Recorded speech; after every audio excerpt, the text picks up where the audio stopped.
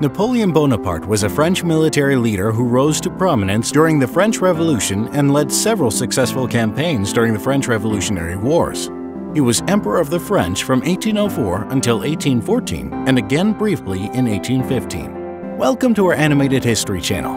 Our today's show is The Life of Napoleon. Napoleon dominated European and global affairs for more than a decade while leading France against a series of coalitions in the Napoleonic Wars. He won most of these wars and the vast majority of his battles, building a large empire that ruled over continental Europe before its final collapse in 1815. Napoleon was born Napoleon Bonaparte in Corsica to a relatively modest family of Italian origin from minor nobility.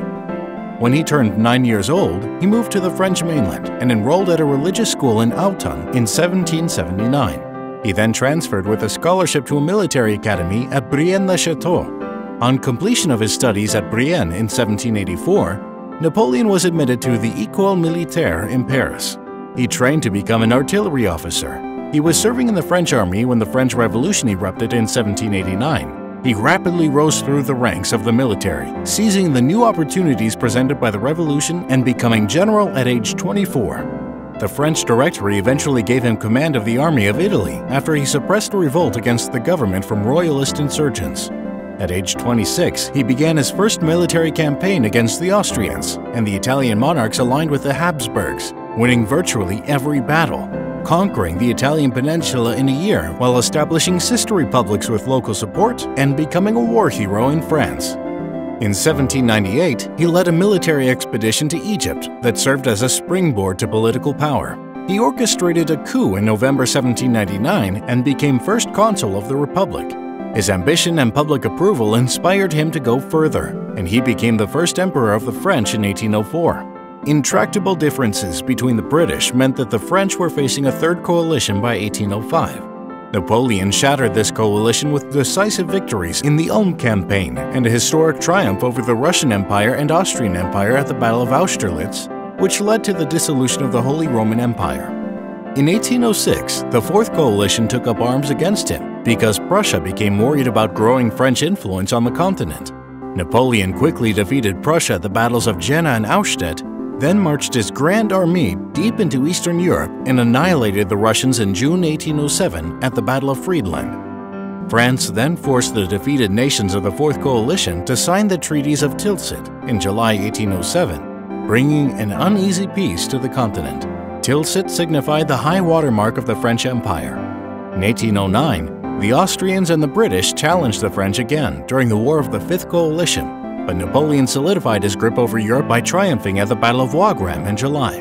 Napoleon then invaded the Iberian Peninsula, hoping to extend the continental system and choke off British trade with the European mainland, and declared his brother Joseph Bonaparte the King of Spain in 1808. The Spanish and the Portuguese revolted with British support.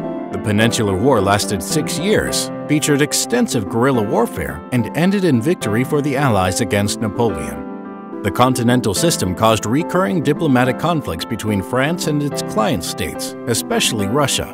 The Russians were unwilling to bear the economic consequences of reduced trade and routinely violated the continental system, enticing Napoleon into another war. The French launched a major invasion of Russia in the summer of 1812. The campaign destroyed Russian cities but did not yield the decisive victory Napoleon wanted. It resulted in the collapse of the Grand Army and inspired a renewed push against Napoleon by his enemies.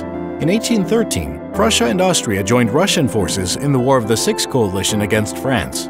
A lengthy military campaign culminated in a large Allied army defeating Napoleon at the Battle of Leipzig in October 1813, but his tactical victory at the minor Battle of Hanau allowed retreat onto French soil. The Allies then invaded France and captured Paris in the spring of 1814, forcing Napoleon to abdicate in April.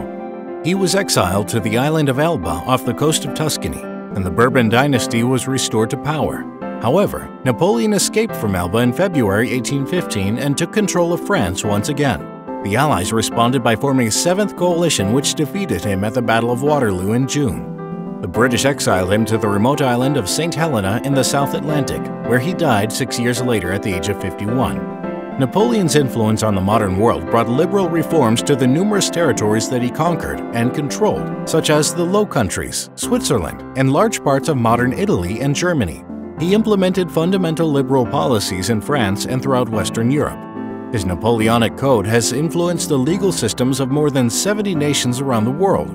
British historian Andrew Roberts states, "The ideas that underpin our modern world, meritocracy, equality before the law, property rights, religious toleration, modern secular education, sound finances, and so on, were championed, consolidated, codified, and geographically extended by Napoleon. To them, he added a rational and efficient local administration, an end to rural banditry, the encouragement of science and the arts, the abolition of feudalism, and the greatest codification of laws since the fall of the Roman Empire."